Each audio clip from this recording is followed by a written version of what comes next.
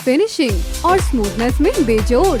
Intellect semi gloss paint जो साधारण paint की तुलना में दे ज्यादा coverage. Anti crack, anti fungal और एंटी फेड टेक्नोलॉजी से बना इंटेलेक्ट एक्स कोट शाइन जो दीवारों की चमक को रखे सालों तक बरकरार।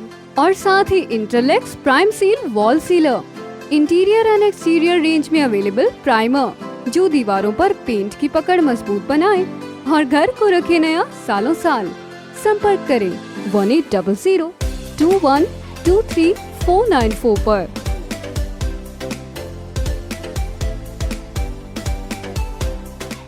श्री दुड़ाराम जी। धन्यवाद जी, आपने मुझे बजट पर बोलने का उपाध्यक्ष टाइम दिया।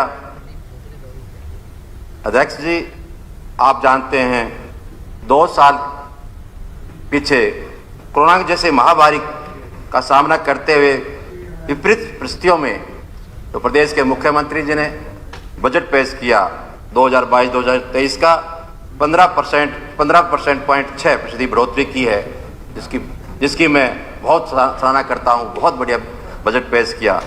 अध्यक्ष महोदय जी, बजट में प्रदेश के मुख्यमंत्री जी ने हर वर्ग का ध्यान रखा, चाहे गरीब मजदूर की बात हो, किसान की बात हो, व्यापारी वर्ग की बात का ध्यान रखा।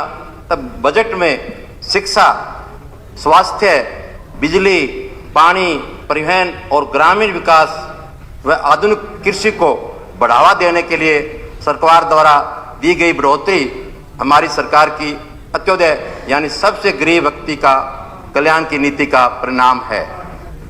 माननीय अध्यक्ष जी, जैसे महामारी से सीख लेते हुए सरकार ने स्वास्थ्य क्षेत्र में बुनियादी सुविधा में पहले भी काफ़ी सुधार किया है। इस बजट में हर जिले में मेडिकल व नर्सिंग कॉलेज खोलने की योजना तैयार की है, जो हमारे स्वास्थ्य सेवा में मील की पत्थर साबित होगी।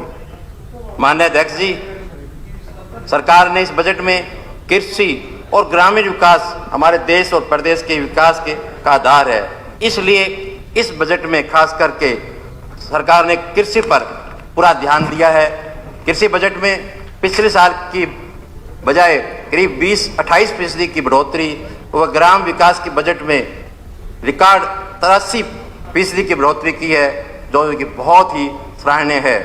अध्यक्ष जी, इस सरकार ने सारे हरियाणा में तो सेमग्रस्त भूमि के बारे में सरकार का पूरा ध्यान गया और सरकार ने प्रयास है कि गांव में पूरा ध्यान दिया है और सरकार किसी तरह भी सेम का खत्म करने के लिए बजट के भी इस सरकार ने रखा है। और खास करके गांव में 24 घंटे बिजली देने की बात भी कही है और नए कनेक्शन की भी दे जाने की बात कही है। इसके अलावा किसानों को जोखिम मुक्त खेती करने के लिए प्रधानमंत्री फसल बीमा योजना की तरफ पर बागवानी व मसालों की खेती करने वाले किसानों के लिए भी मुख्यमंत्री बागवानी बीमा योजना जैसी स्कीम सरकार ने शुरू की है, जो किसानों की आय बढ़ाने और खेती को जोखिम मुक्त बनाने की दिशा में महत्वपूर्ण कदम है।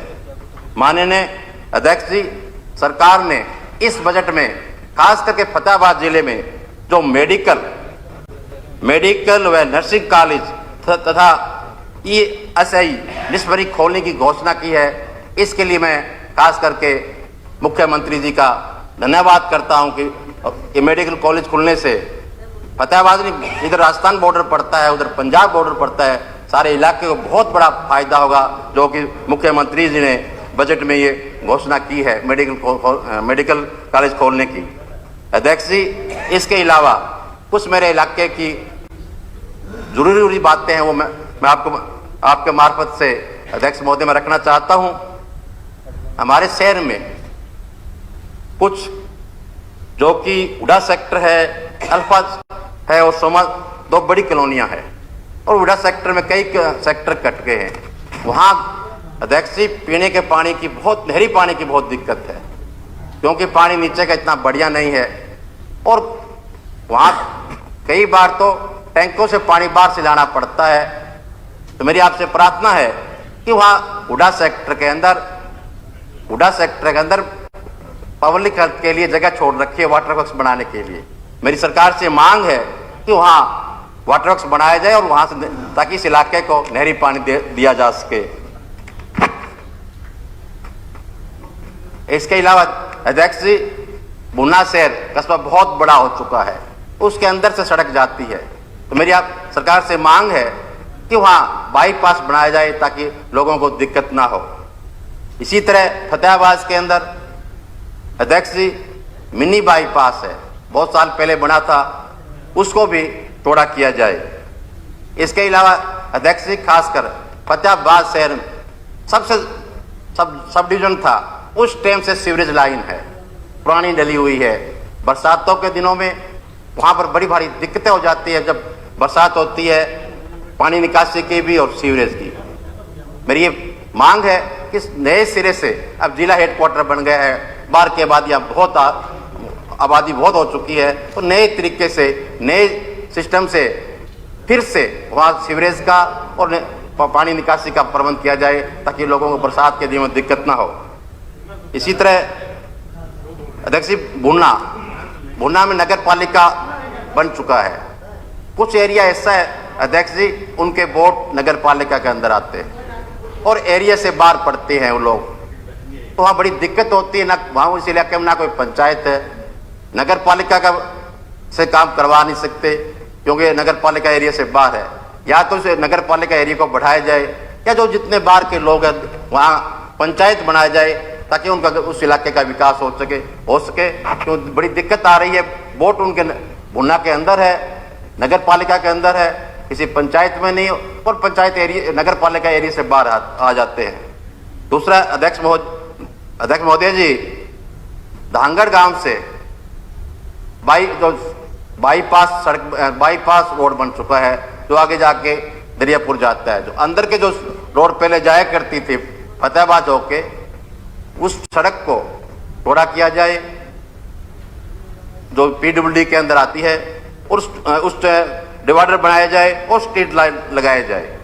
इसके अलावा अध्यक्ष महोदय जी, मेरे हल्के से कुछ स्कूलों की मैंने शिक्षा मंत्री से मिलकर प्रार्थना की थी कि कुछ स्कूलों के अपग्रेड करने की बात है। शिक्षा मंत्री जी जो फाइल शायद आपके पास आई हुई है जिसमें कंडीशन भी पूरी कर रही है, थोड़े घने कंडीशन हो सकता है कोई आधा कमरे कमी है, कमरे पूरा करा देंगे शिक्षा मंत्री जी।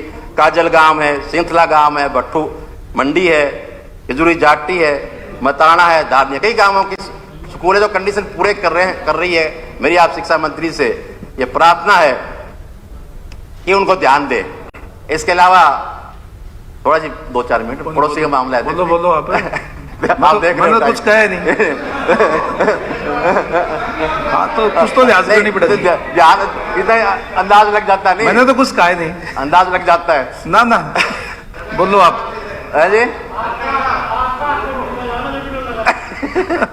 अध्यक्ष जी, दूसरा फतेहाबाद हल्के के अंदर कुछ रास्ते 6 कदम के हैं, जो भी 6 कदम के रास्ते रहे हुए हैं मैं कहूँगा कि वो सड़क बनाए जाए, और कुछ रास्ते 5 कदम के हैं, तो मेरे 5 कदम के और 6 कदम के जो भी रास्ते हैं फतेहाबाद हल्के के अंदर है उनको बनाने का कष्ट करें।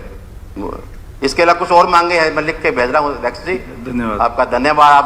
आप मेरी तरफ देख रहे हो टाइम का कोई बात नहीं, बहुत बहुत धन्यवाद अध्यक्ष महोदय जी, धन्यवाद मुझे टाइम दिया।